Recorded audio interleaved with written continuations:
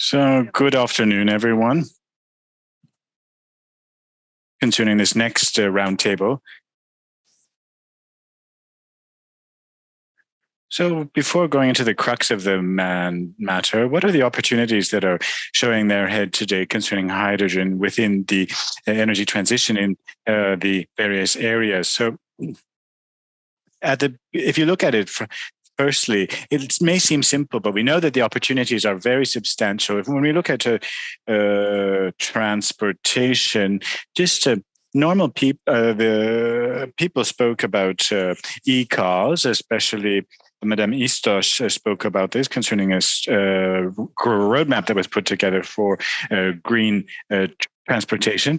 And then Mr. Müller looked at more heavy vehicles. So it's true that if we were to look at this on the national level, especially for personal vehicles, it's quite a large, substantial question. And we also have to look at the professional area. So let's look at different factors. Buses or large buses. So we know that the use of such vehicles is quite substantial. And there are also constraints concerning recharging and charging the batteries. So with a bus, you're able to recharge the battery in a few minutes. In the island here, we are a little bit limited by the power of these charge stations.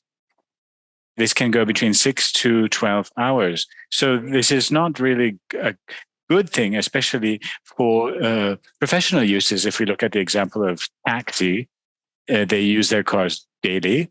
They need to have charging stations available. So if there is a lot of autonomy, this has to be given to them. But when we look at intensive use, it may be more difficult. So for hydrogen, does it give the chance to allow this transition to be a little bit more flexible, especially when we're looking for the transition from combustion to e-car? Especially midterm, we could maybe develop hydrogen solutions, which could be used for personal cars, especially, for example, for taxi drivers.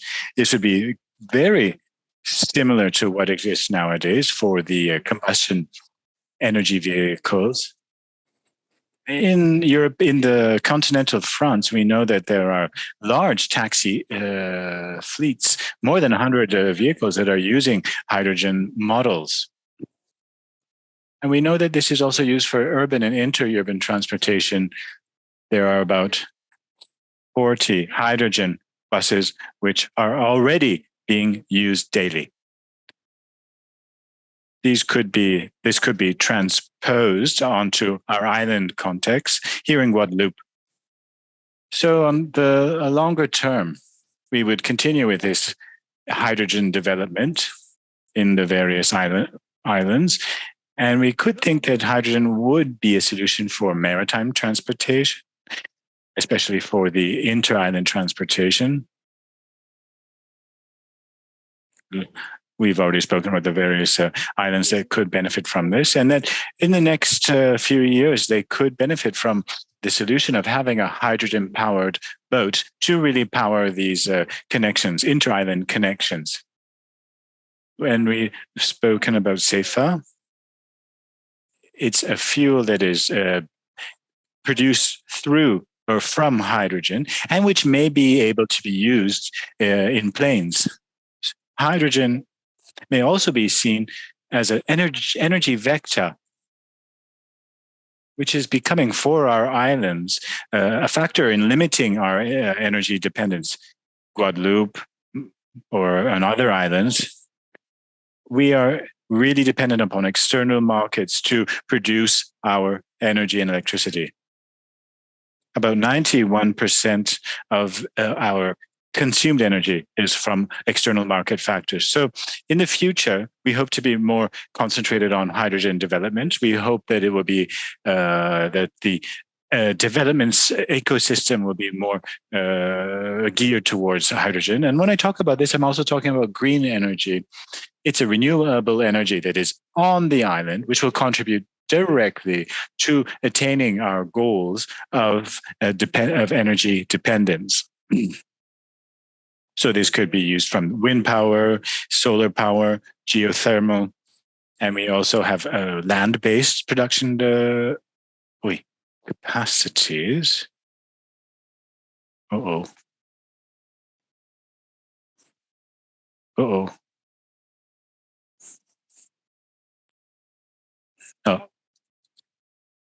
there's a low pressure system coming, and we know the interpreter apologizes, the screen blocked for a little while. And we also have energy production issues. And we know that there can be smaller scale solutions. For example, generators that are fueled with hydrogen, and this will allow us to have more resilience concerning these climate happenings.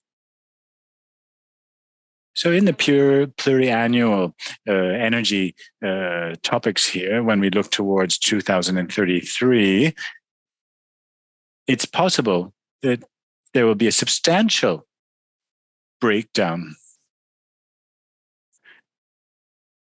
for coming from wind and solar, and this may even increase up until 2030. These are locally produced energy, so it diminishes our dependence upon external factors. But we know that they are we cannot actually direct these energy sources. Meaning, if there's no wind, you won't get any energy. So this is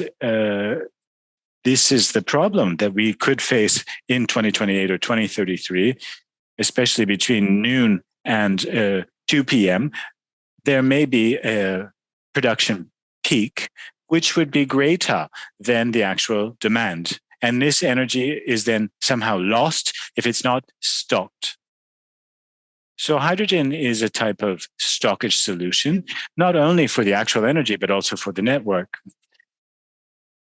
And it's also a type of runoff solution, because we would use this energy, which otherwise would have been lost, to produce hydrogen and then use it in the mobility sector, as we spoke about earlier.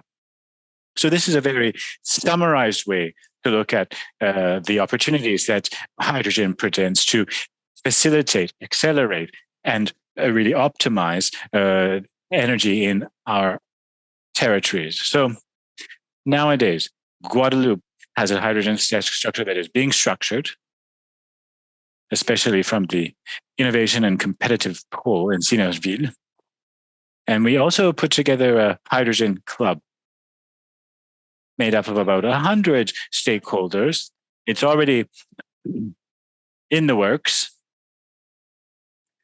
And we will be able to exchange best practices, and we'll be able to identify where we can do better, and we can look where we can move forward quicker concerning development, structure, the structural makeup, and all of this within the Guadeloupe context. And we also look at who is really taking part. We look at the IG project, which will be presented by the Terra Energy Consortium, which really targets green hydrogen production in Guadeloupe, especially for for fueling buses.